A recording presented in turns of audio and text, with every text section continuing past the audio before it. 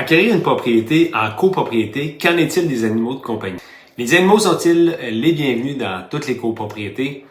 Si tu es propriétaire d'un animal de compagnie, tu cherches à acheter une copropriété ou si tu es propriétaire ou locataire et te demandes tes droits et obligations versus les animaux dans une unité d'habitation, ben cette vidéo-là, c'est pour toi.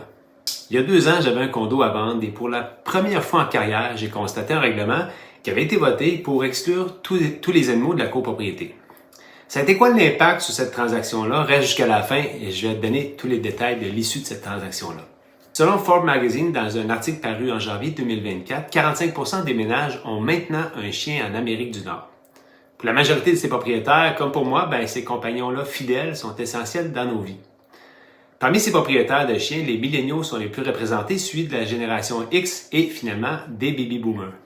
Malheureusement, de plus en plus de copropriétés au Québec limitent ou interdisent la présence de chiens dans l'immeuble, tant dans les espaces communs que dans les parties privatives. Donc, si tu as un chien et que tu magasines une copropriété, quelles sont les étapes à suivre pour éviter les mauvaises surprises? La première étape, ça va être de demander à ton courtier la déclaration de copropriété et les règlements de l'immeuble. C'est dans ce document-là que tu vas trouver toute l'information au niveau de la réglementation pour les animaux. Parfois, ce document-là, il n'est pas évident à lire pour les non-initiés, donc on peut tout simplement vérifier auprès du courtier inscripteur l'information. Évidemment, bien que le courtier ait un devoir de vérification lors de la prise de l'entente de courtage, je ne crois pas qu'il faut juste se fier à ça, mais aussi la meilleure pratique, ce serait de demander une confirmation écrite de la part du syndicat de copropriété en leur donnant les détails sur la race de ton chien, son poids évidemment, parce qu'on pourrait limiter dans le règlement la taille et le nombre de chiens par propriétaire dans l'immeuble. Ce genre de règlement adopté provient malheureusement souvent de la négligence de certains propriétaires de chiens. Durant la pandémie, il y a des gens qui ont saisi l'opportunité de devenir propriétaires de chiens pour des bonnes ou des moins bonnes raisons. Pour éviter les problèmes si la copropriété en question accepte les chiens, voici ce qui est normalement considéré comme nuisible selon la firme Solutions Condo. Numéro 1, si le chien salit les tapis ou les murs. Numéro 2, si le chien urine, défèque sur les tapis, les balcons ou dans un espace commun. Numéro 3, s'il est source de bruit excessif. Numéro 4, s'il est laissé sans surveillance et sans laisse dans un espace commun. Et finalement, si vous avez plus d'un animal qui n'est autorisé dans la déclaration de copropriété.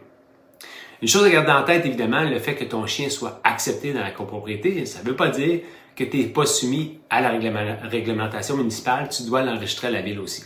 Qu'en est-il si tu es propriétaire d'un immeuble et qu'une personne veut louer, mais a un animal de compagnie? As-tu le droit de refuser? Le Code civil est muet à ce sujet-là. Donc, ces restrictions-là, s'il y en a, vont se trouver à même le bail ou dans le règlement établi par la copropriété. Donc oui, comme propriétaire, tu peux refuser les animaux. Mais moi, mon avis sur ça, c'est jamais le chien le problème, c'est toujours le propriétaire. Comme j'aime le dire, tel maître, tel chien. Depuis que je suis moi-même propriétaire de chiens, j'ai cessé automatiquement de refuser les candidats avec des chiens.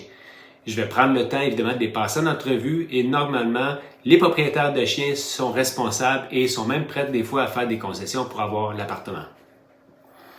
Comme propriétaire, est-ce que c'est illégal d'exiger un dépôt, peut-être pour garantir que l'appartement ne sera pas abîmé par le chien? Ben oui, c'est désormais faux de prétendre qu'un dépôt de garantie est illégal. Ce qui est illégal, c'est d'exiger le versement d'une somme d'argent autre que le premier mois lors de la signature du bail comme condition de l'obtention du logement.